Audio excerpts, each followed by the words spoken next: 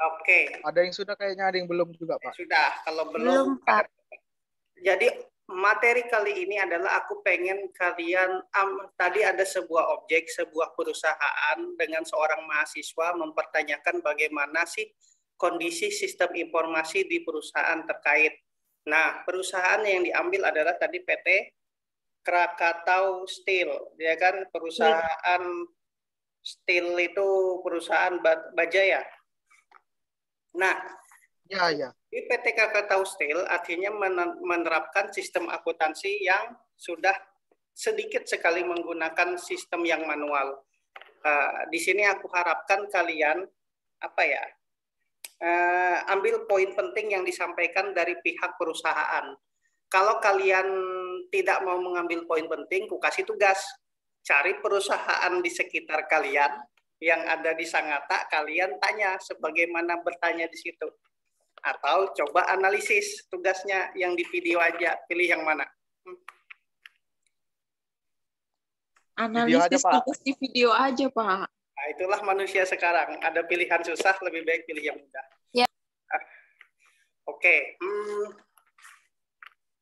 Kenapa aku kasih contoh kayak gitu? Artinya apa? Sistem informasi akuntansi ini bukan materi teoritis, tapi materi bagaimana sih penerapan praktek akuntansi yang berjalan di sebuah perusahaan, khususnya penerapan aplikasi-aplikasi berbasis komputer.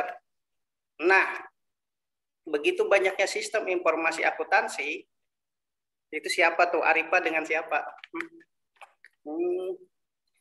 Oke. Kasih. Ada yang naksir dia, ada naksir Arinda. Oke.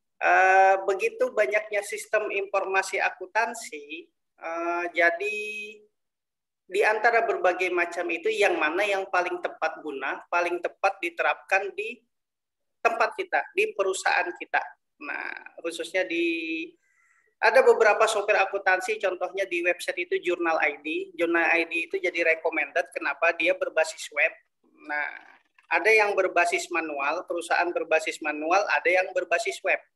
Kalau yang berbasis web, itu ibaratnya software ini selalu up to date, bahkan dengan handphone kalian bisa mengecek kondisi keuangan perusahaan, karena sudah berbasis online. Bedanya dengan software-software akuntansi yang tidak berbasis online, seperti Mayop Accounting, Jahir Accounting yang ibaratnya digunakan di lingkup perusahaan yang pertama jauh dari internet, kedua tidak membutuhkan perlakuan yang ibaratnya internet untuk membuat laporannya. Nggak semua hal sekarang menggunakan internet, bisa juga manual. Oke, kemudian apa tadi yang aku mau ya? Oh ya, progres UTS kalian gimana? Kalian ada kesulitan kagak? Tidak. Kagak ada. Alhamdulillah tidak. Nah, maksudnya di situ tadi yang ku upload di Google Classroom sebentar. Oh iya, biar gua share screen dulu. Mana tadi share screen? Yang ngantuk silahkan ngopi, yang bekesahan silahkan bekesahan. Jangan lupa like dan subscribe YouTube-ku. Oke, Arifa konsen ya. Oke, kita lanjutkan. Di Google Classroom, di stream, ini di sini ada jawaban dari tugas perkuliahan kalian. Nih kalau Arifa tidak bisa mengerjakan atau Dwi Wulandari nggak bisa mengerjakan, jawabannya ada di sini untuk soal-soal UTS kalian. Apa itu sistem penjualan tunai, bagaimana penjualan tunai, ini ada materi di sini. Kemudian di sini ada buku, ku kasih supaya kalian print, kalau perlu kalian print, kalian ada pegang. Sebentar biar ku buka dulu bukunya. Jadi ini sudah beres semua ya tugasnya ya? Tugas UTS ya? Ada yang belum mungkin Pak. Saya tidak tahu juga. Coba Bang kuliah. Siapa tahu Jihan belum. Baru 5 orang yang ngumpulkan. Kita lihat dulu. Besok aja Pak. Masih berjalan Pak. Ya Pak, progres. Oh, baru Agung, Ahmad, Romadoni, Rusmini, dan Yolanda. Ya kan? Baru ini yang ngerjakan. Oke dah. Masih ada 15 manusia lagi. Oke, kembali lagi ke sini. Ini ada buku SIA. Sebelum aku ngasih penugasan ya, ini ada buku SIA. Pemahaman konsep secara terpadu, Profesor Dr. Ajahar Susanto, MBUS AK CA, Certificate apa nih CPA, ya kan? Yang jelas buku ini konsep pemahaman terpadu tentang bagaimana sistem informasi akuntansi. Nah, pada dasarnya bagian struktur dari buku ini yang harus kalian baca dan kita sama-sama pelajarin. Ini aku selalu membaca nih. Gambaran umum sistem informasi akuntansi, konsep dasar sistem itu apa, ya kan, kumpulan prosedur-prosedur. Konsep dasar informasi dan sistem informasi adalah apa? Mengolah data ya untuk menghasilkan informasi. Konsep dasar informasi akuntansi apa? Bagaimana caranya membuat laporan keuangan yang terpadu dengan memudahkan fasilitas-fasilitas software dengan menggunakan fasilitas software komputer, ya kan? Kemudian bagaimana sistem pengendalian internal dan manajemen resiko. Nah, ini kemarin sudah kubahas sedikit. Nah, kemudian bagaimana dokumentasi dan repositori, ya kan? Bagaimana tata cara membangun sebuah form yang baik, syarat-syarat sebuah form. Masalah dokumentasi, ini saya ulang lagi mengenai isi buku. Kemudian bagaimana siklus transaksi akuntansi. Dan inilah bagaimana kemarin aku kasih tugas selama UTS ini. Jadi waktu tugasnya mau nggak mau aku perpanjang ya. Biar kalian agak sedikit ringan ngerjakan. Karena memahami siklus transaksi akuntansi ini ibaratnya jantungnya dari akuntansi. Kemudian komponen sistem informasi akuntansi kan kemarin ada hardware, ada sebuah komputer, ada softwarenya. Softwarenya ini kita pelajarin, ya kan? Kemudian kita sebagai brandware mau nggak mau cara menggunakannya harus ngerti. Kemudian tahapan-tahapan menggunakan softwarenya bagaimana. Kemudian kita mengenal apa itu database. Database itu tempat penyimpanan data, misalnya hardware, software itu ditujuan untuk mengolah apa, prosedur ini tujuannya mengolah apa, mengolah database. Database pelanggan, database piutang, database hutang, database apalagi kira-kira data barang, ya kan, data produk, database-nya. Nah, itu harus kita input, kita olah ke dalam sebuah software. Itulah namanya komponen utamanya.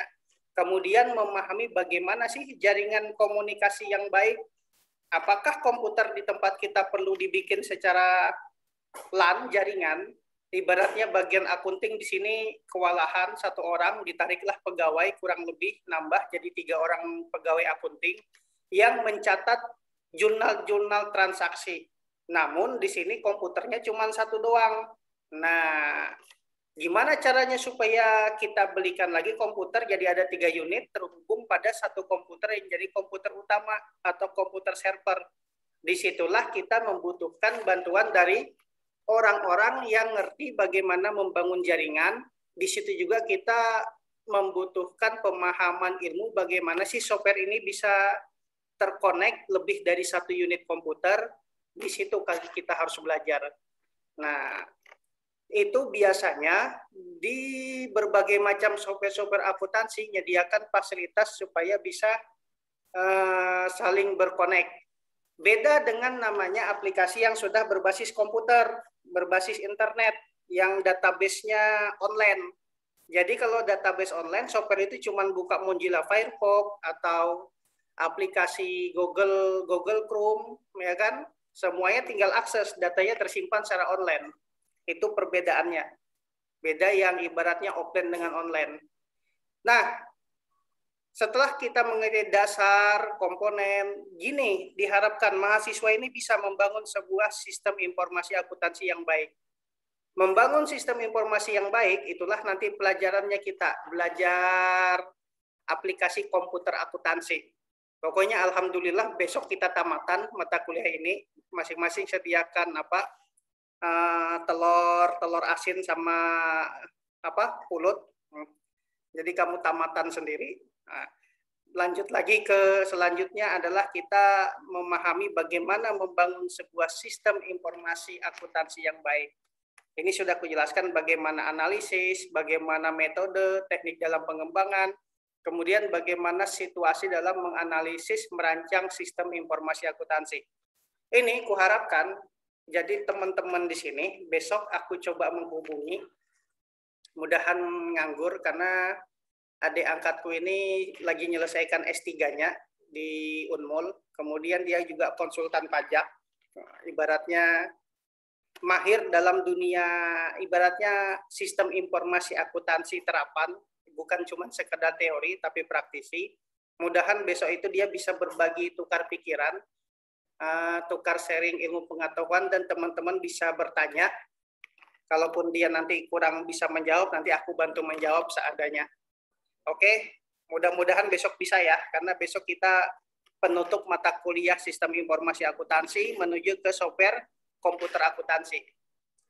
Oke, sampai di sini ada yang bisa memahamin? Kalau enggak, lanjut kerjakan tugasnya itu. Kalau enggak, kalian ku kasih tugas pilihannya cuma 2. Kalian cari perusahaan di Sangatta atau kalian simpulkan apa ada yang di YouTube. Ambil poin pentingnya. Itu aja pilihannya. Simpulkan yang di YouTube, Pak. Simpulkan aja Pak, lebih enak. Iyalah, itu aja pilihanku. Oke, biar husnul khotimah lebih santai lagi makai jilbabnya. Jadi kita lanjutkan. Oke, kita lanjutkan lagi. Sebenarnya kemarin, kenapa modul ini belum ku kasih duluan? Supaya kalian tidak kaget masalahnya, karena ini materi-materinya sebenarnya penting nih. Jadi kalau bisa kalian bisa bacalah, baca cepat. Nah, cari di YouTube cara membaca cepat, hanya dengan melihat scanning langsung paham isinya. Oke, ini kayaknya harus kalau bisa ada ada printer, mau nggak mau kamu ngeprint nih. Nah, gambaran umumnya ada lagi e-bisnis dan e-commerce. Sekarang mau nggak mau segala sesuatu sudah e-bisnis sama e-commerce. Mau nggak mau kalian apa ya? Kita mau nggak mau sebagai mahasiswa, sebagai orang akuntansi, mengupgrade kita, kemampuan skill kita, bagaimana bisnis ini bisa berkembang dengan menggunakan teknologi yang ada, e-commerce. Intinya kamu join, gabung di Shopee jualan, apa aja kamu jual di situ sudah kamu bagian dari memanfaatkan e-commerce. Kamu buka lapak di Tokopedia, bagian kamu menjadi seorang entrepreneur, e-entrepreneur dan e-commerce kamu manfaatkan. Dan di situ sistem akuntansinya kayak Tokopedia, Bukalapak, Shopee itu sudah berjalan secara penuh. Di sini kita sebagai pebisnis orang akuntansi tinggal tahu nih penjualan berapa, barangnya berapa, ini yang harus apa, barang yang masuk berapa, apa ya. Kalau saya bilang sekarang semuanya serba dimudahkan, tinggal mau nggak kita memaksimalkan potensi kita. Nanti ini buku saya pengen teman-teman baca ya. Nah, ini coba dibaca. Terus ini namanya data flow diagram. Kemarin sudah aku bahas belum data flow diagram? Belum Pak? Belum kah? Sudah. Biar aku daripada besok kita bahas kan. Sebentar aja ya. Yang tugas yang tadi aku kasih waktu. Rencananya aku pengen malam ini kamu kerjakan itu. Tapi sebentar setelah ini baru aku kasih tugas. Ini adalah data flow diagram, diagram aliran data, berbeda dengan flowchart, ya kan? Ini proses perpindahan data dalam sebuah komputer, aplikasi komputer. Ini namanya simbol entitas. Entitas ini atau entity, subjek atau objek yang terlibat dalam suatu proses input output yang ada di komputer. Pelanggan, mulai dari sini. Order penjualan, ini simbol proses, simbol kayak lingkaran gini, simbol proses, transaksi yang terjadi ketika input di komputer. Jadi pelanggan masuk di komputer, input penjualan, ya kan? Kemudian pelanggan ini, jika pelanggan baru masuk ke D4, ini simbol database. Nah, yang tadi memahami database, ibaratnya kalau di Excel itu namanya data pelanggan atau database pelanggan. Kemudian ini data-data produksi. Data produksi, data pelanggan, kemudian masuk ke database order penjualan, masuk ke database persediaan, jadilah sebuah proses pembuatan order penjualan. Saya ulangin, pembuatan order penjualan ini melibatkan data pelanggan yang dicocokkan dengan database pelanggan. Ibaratnya nih ada kamu, sederhananya apa, kita ambil kasus ya, Indomaret aja, ya sudah Indomaret. Atau kamu membernya di mana, di mall kan, member di Indomaret atau di Hypermart, kamu sebagai pelanggan di Hypermart melakukan order penjualan di Hypermart.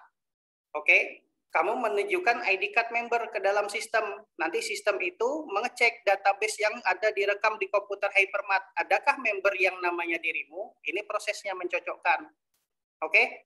Kemudian pelanggan tadi, data-data order penjualan yang di apa tadi, Hypermart itu dicocokkan dengan database di persediaan barang yang ada di Hypermart. Ada apa enggak? Kalau ada, masuk ke sistem.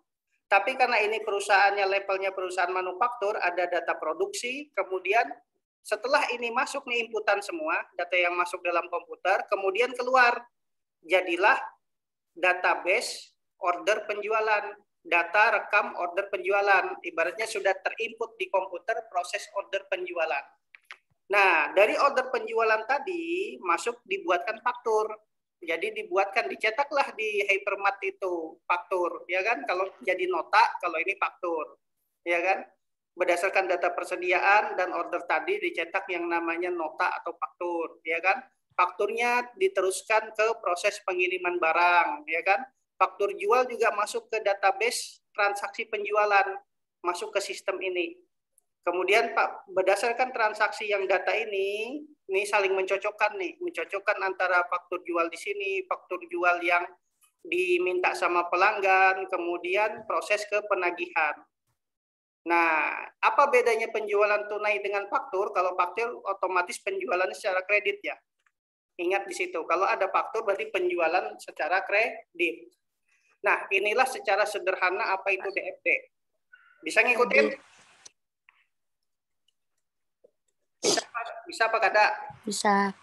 Ini susah-susah masalahnya. Kalau ini dia data flow diagram bisa lulu buka. Teman-teman buka sekalian dari internet. Tinggal ketik aja DFD. Sabar ya, sabar. Kita tidak lama kok. Nah, ini data flow diagram. Nah, ilustrasi alur sebuah sistem DFD digunakan seorang yang bekerja di bidang sistem informasi. Otomatis orang-orang yang biasa mengembangkan sebuah program wajib memahami DFD. Tahun 1970-an, ya kan? Nah, ini tampilannya seperti ini. Tapi secara umum simbol-simbol DFD, kita lihat simbol-simbol DFD.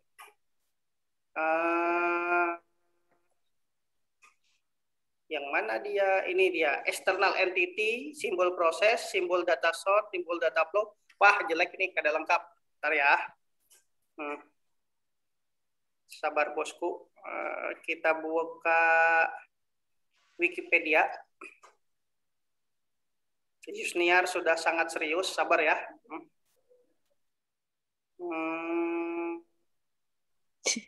Awas mata kabur ya, terlalu lihat handphone. Ini simbolnya, simbol database atau simbol yang seperti ini tadi, ini database. Kemudian kembali lagi ini namanya simbol proses, simbol sistem, ini simbol entitas. Kalau lihat di sini komponennya saya buka, nah ini dia. Ini simbol proses atau fungsi, ini database, ini simbol subjek atau objek atau input atau output, ini simbol aliran data prosesnya.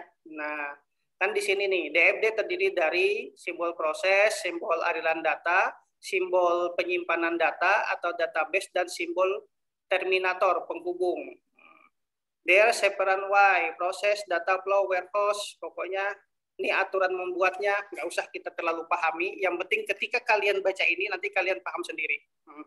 Intinya di situ. Dan ini bukunya setelah saya teliti dibanding buku-buku ini bisa jadi rujukan kalian mengambil sebuah skripsi, patokan kalian buku ini. Karena ini di antara buku sistem informasi yang lain, ini yang paling sederhana, paling mudah dipahami. Kalau kalian mau buku versi bahasa Inggrisnya, nanti saya kirim ya. Sebenarnya ada saya versi bahasa Inggrisnya. Cuman masalahnya takutnya pusing bukan mau baca, tapi tetap kukirimkan. Biar kayak orang-orang juga merasa kuliah. Oke, ini buku silahkan nanti kalian bedah sendiri, telaah sendiri. Jadi karena hari ini aku tidak mau ngasih banyak materi, lebih ngasih pada penugasan yang tadi. Coba silahkan coba kalian garap tugasnya. Kalian berapa hari nih sanggup mengerjakan? Kalau saya sih 30 menit aja sudah kalian dapat poin pentingnya.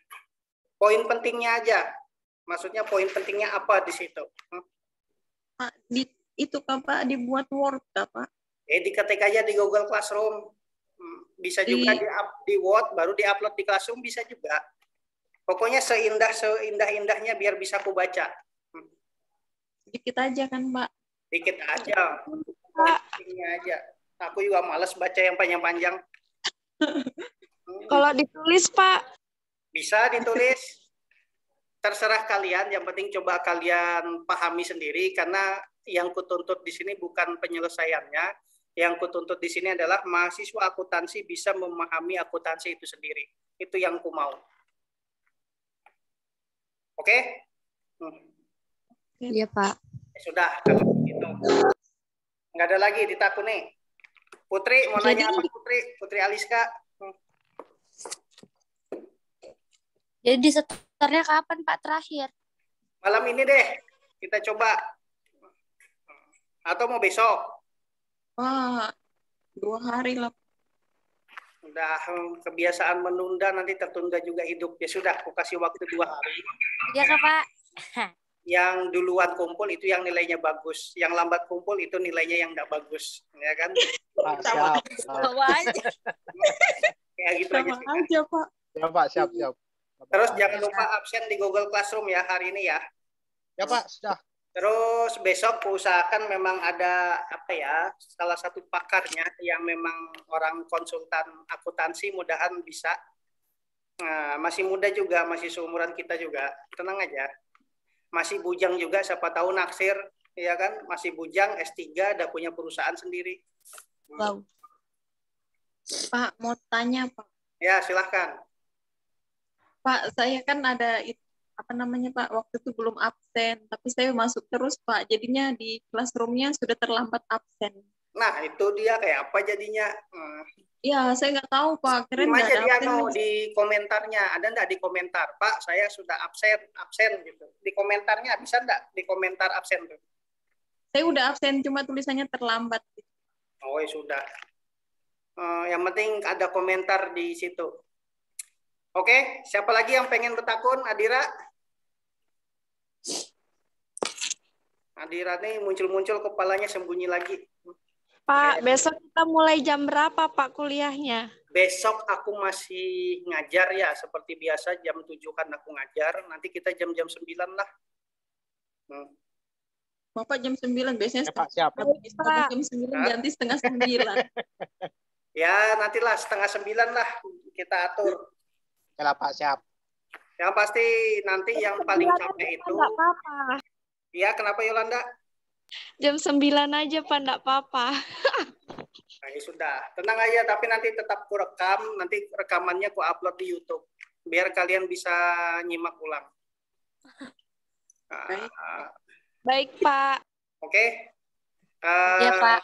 Siap, apa lagi? Ya, Pak ya. Ya. Di-subscribe, Kak, Pak. YouTube-ku. Ya, terserah kalian kalau mau subscribe YouTube-ku enggak apa-apa. Subscriberku baru 900-an, ya kan? Nanti ya sudah, kalau kayak gitu kita akhiri dulu biar kalian fokus ngerjakan tugasnya. Nah, baru muncul si Adira. Ku akhiri. Assalamualaikum warahmatullahi wabarakatuh. Waalaikumsalam warahmatullahi wabarakatuh. Terima kasih, Pak. Terima kasih, Pak. Sebentar aku bikin tugasnya di Classroom dulu biar kalian upload. Siap. Pak.